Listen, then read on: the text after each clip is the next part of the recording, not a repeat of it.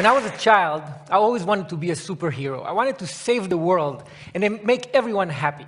But I knew that I'd need superpowers to make my dreams come true. So I used to embark on these imaginary journeys to find intergalactic objects from planet Krypton, which was a lot of fun but didn't yield much result. When I grew up and realized that science fiction was not a good source for superpowers, I decided instead to embark on a journey of real science to find a more useful truth. I started my journey in California with a UC Berkeley 30-year longitudinal study that examined the photos of students in an old yearbook and tried to measure their success and well-being throughout their life. By measuring the students' smiles, researchers were able to predict how fulfilling and long-lasting a subject marriage will be, how well she would score in standardized tests of well-being, and how inspiring she would be to others. In another yearbook, I stumbled upon Barack Obama's picture. When I first saw his picture, I thought that his superpowers came from his super color, but now I know it was all in his smile. Another aha moment came from a 2010 Wayne State University research project that looked into pre-1950s baseball cards of major league players. The researchers found that the span of a player's smile could actually predict the span of his life. Players who didn't smile in their pictures lived an average of only 72.9 years, where players with beaming smiles lived an average of almost 80 years. The good news is that we're actually born smiling.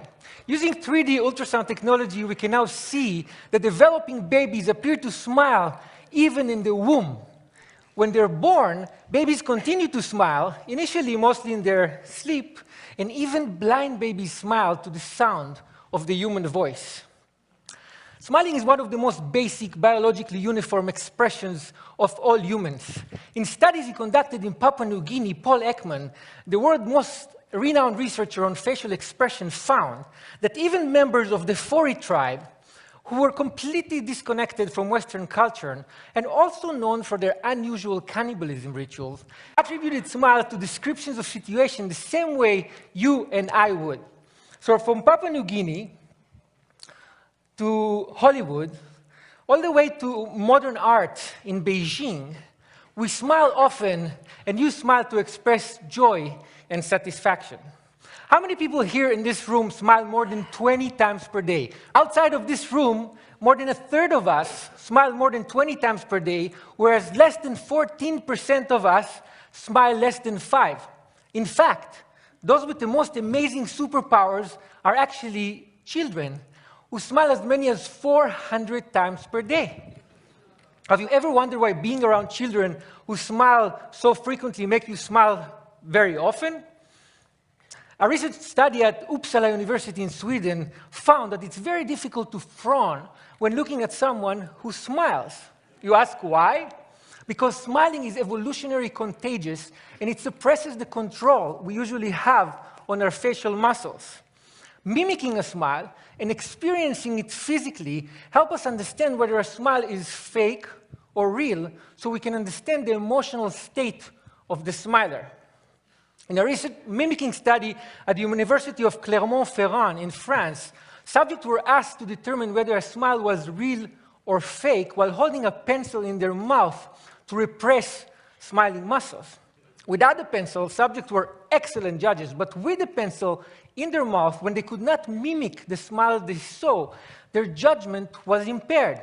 In addition to theorizing on evolution in the origin of species, Charles Darwin also wrote the facial feedback response theory. His theory states that the act of smiling itself actually makes us feel better, rather than smiling being merely a result of feeling good. In his study, Darwin actually cited the French neurologist Julien Duchamp, who used electric jolts to facial muscles to induce and stimulate smiles. Please don't try this at home.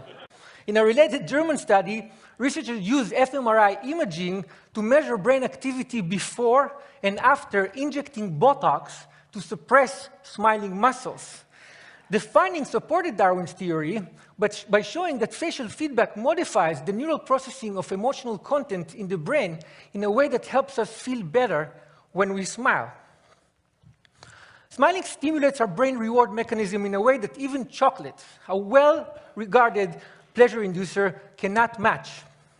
British researchers found that one smile can generate the same level of brain stimulation as up to 2,000 bars of chocolate. Wait, the same study found that smiling is as stimulating as receiving up to 16,000 pounds sterling in cash. That's like 25 grand a smile. It's not bad. And think about it this way, 25,000 times 400, quite a few kids out there feel like Mark Zuckerberg every day. And unlike lots of chocolate, lots of smiling can actually make you healthier. Smiling can help reduce the level of stress-enhancing hormones like cortisol, adrenaline, and dopamine, increase the level of mood-enhancing hormones like endorphin, and reduce overall blood pressure. And if that's not enough, smiling can actually make you look good in the eyes of others. A recent study at Penn State University found that when you smile, you don't only appear to be more likable and courteous, but you actually appear to be more competent.